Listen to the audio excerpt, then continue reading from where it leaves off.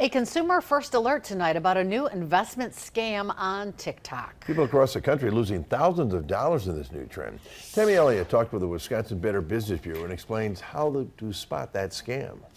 Consumer experts want you to watch out when you're on TikTok. There's a slick scam that might look like a quick and easy investment in cryptocurrency.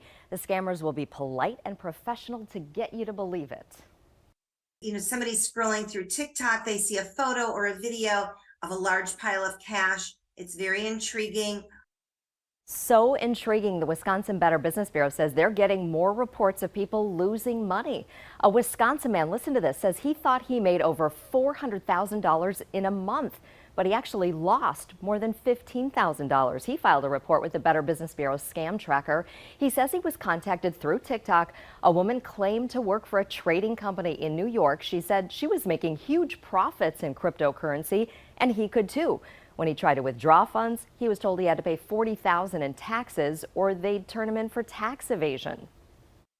So they see a large pile of cash, or they see, promises to, triple your money or double your money and invest only, a small amount in order to get a large return. That's a huge red flag. If this were the case, we would all be investing our money in such a way. Now, Lisa Schiller with the Wisconsin Better Business Bureau says these reports are coming into their scam tracker online.